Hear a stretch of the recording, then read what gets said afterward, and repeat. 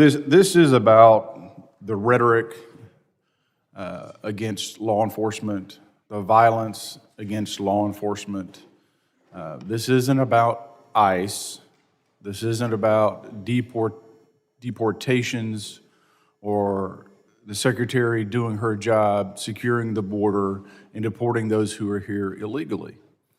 Mr. Yoes, looking at your testimony, it was 2023 that we hit a record number of shootings of 378 against law enforcement. Is that correct? Yes, sir. 46 killed and 118 ambush attacks. And that was before President Trump was in office. Yes, sir. This issue has far more to do with politics. This spans over 7 years of quantitative data, and that's only since we've been recording. It's been before that. This has been growing and something that we need to address.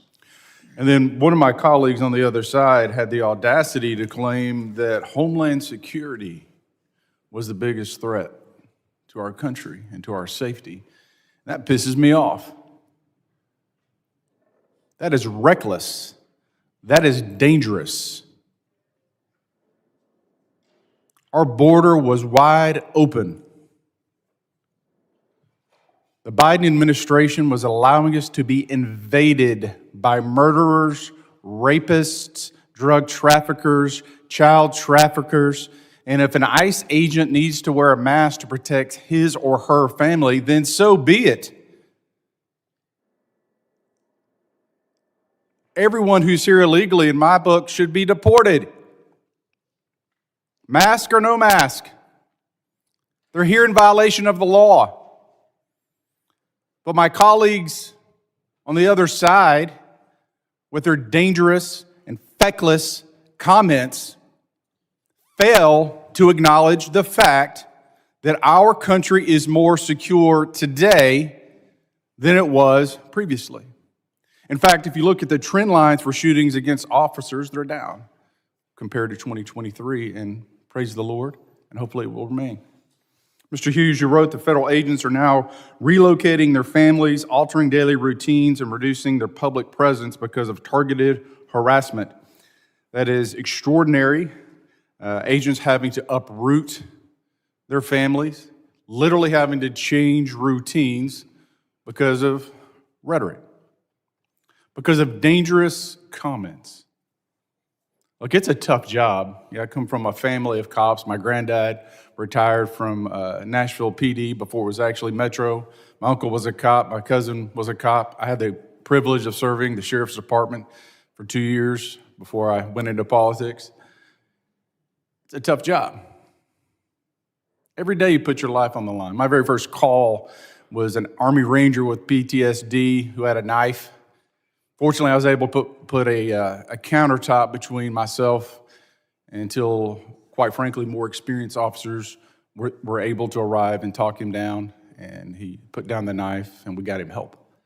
Every day, you put yourself in harm's way. And so what we should be doing is thanking our men and women in blue, our first responders, for doing a tough job.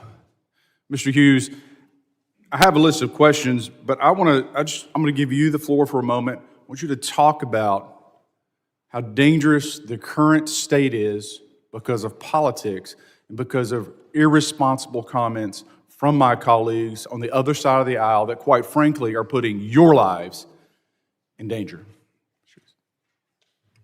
Thank you, Congressman.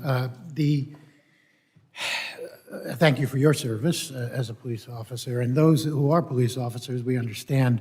And what do we say at when we're thanked for things? Usually, I'm just doing my job. And those of us who aren't police officers, we know somebody or have family members, and we want them to be protected, our family to be protected, our mothers, fathers, spouses, children. And when we get the anti-law enforcement rhetoric fueling the violence, that's unacceptable. And I think that we could all agree on that basic premise that any anti-law enforcement rhetoric should be bad, because we are the ones that are out there enforcing the laws that Congress makes, and the laws that are on the books. And we are charged with abiding by the rule of law and executing our duties and our oath to uphold the rule of law.